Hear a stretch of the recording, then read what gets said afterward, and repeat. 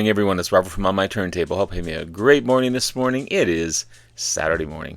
As always, a coffee kind of morning. Cheers, everyone. Hope everyone's doing well. This is going to be part 2 of Then They Went Solo. I've chosen some amazing solo artists from some amazing bands for sure. Some of these artists went solo during the time they were in these bands. Others left for whatever reason, or the band kicked them out, or they left on their own and created some amazing solo work.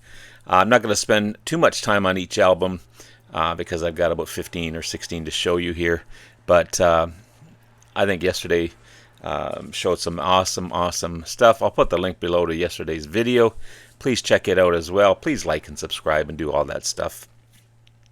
Also, check out my new Patreon account. Still working on it, but I'll put the link below to that one as well. So here we go. This is an amazing album. One day I'll do I'll attempt to do a review of this album. It is remarkable. David Gilmour's latest release, Luck and Strange. Of course, David Gilmour from Pink Floyd, the remarkable guitarist, hasn't missed a beat. Again, probably the only guitarist, or one of the few guitarists, that you can hit one note and you know it's him. He's just remarkable. Yeah, amazing stuff. I also brought out his other solo album that I have. This self-titled debut, David Gilmour. This is a really good album as well. From The Who, Mr. Pete Townsend and Empty Glass. Fine album from Mr. Townsend. I believe he was still in The Who. He's still in The Who when he made this album. From The Stones, Mr. Mick Taylor. Another remarkable guitarist on his own right, for sure. Really enhanced the Stones' music for the time he was in there. I've got to revisit this one. It's been a moment since I've listened to this one, but a really good album, for sure. I know this gentleman is still...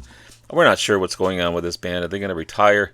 The last album they put out was a kind of a remake of older songs that they did. I hope they don't. I loved their album, The Symbol Remains, their second latest release.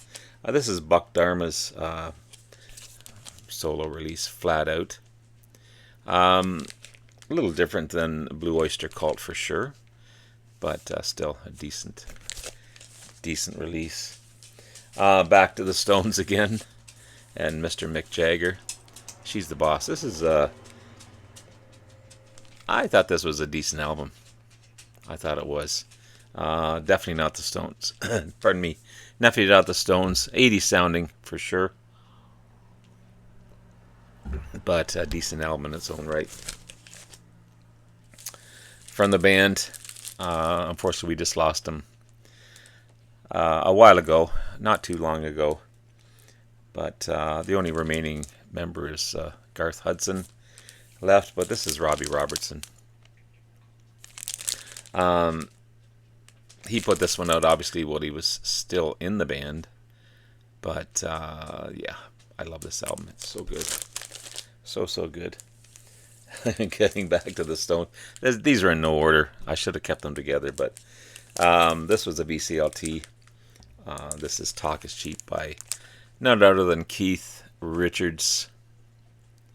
This is really good. Really good stuff. I love it. You can tell it's a VCLT. MoFi sleeves. I've got to get MoFi sleeves. This was after he was kicked out of the band. I go back and forth between the two different versions of the band, whether I love the Roth era or the Hagar era of Van Halen, but this is David Lee Roth. And Eat 'Em Up and Smile. That cover is to die for sure. He's gone a little loco now. He's a little kooky kook.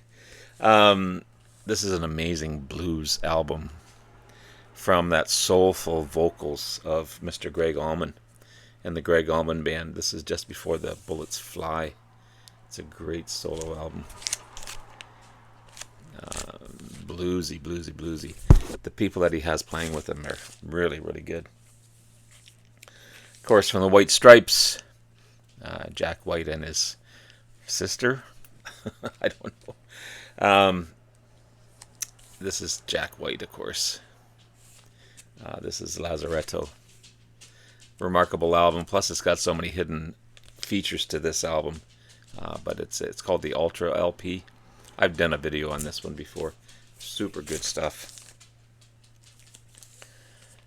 From Yes, and again, I go between the Gilmore album and this album, and the album that I've shown recently as some of the best of 2024.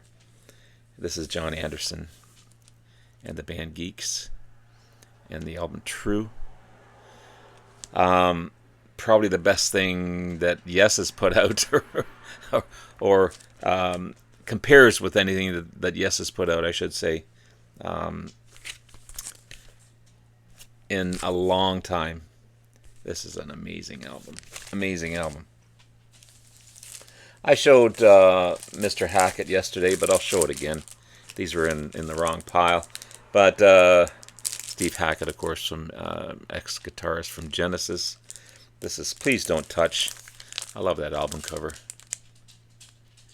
It's so good. And this is Voyage of the Alkalite. I've got both of these in a box set as well.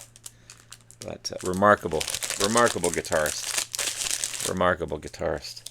And where are we in the list here? I'm going to go here. And I've got a ton of this gentleman's music. Blind Faith, Cream.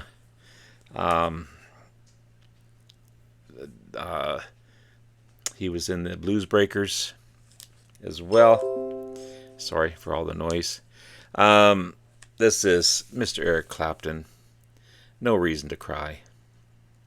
One of those guys, I guess, that if you, just like Gilmore, the first note that you hear from him, you know it's Clapton. I picked this one up recently. It's a good album. Really good stuff. He's had a remarkable career, despite what everyone says about him. I don't think he's what everyone says that he is. And finally, I've shown all the other Beatles. I had to show Mr. Ringo Starr and Blue Cups of Blues. Great solo album. Everyone did well after the Beatles broke up. Excuse me. And especially Ringo. He's got his all-star band going on. So many artists that have been involved with that. And yeah, good stuff. There you have it, guys. There's my look at. Then they went solo. Some amazing solo artists that were obviously in some amazing, huge bands. But there you have it. Love you all. Take care. We'll talk to you again soon. Bye now.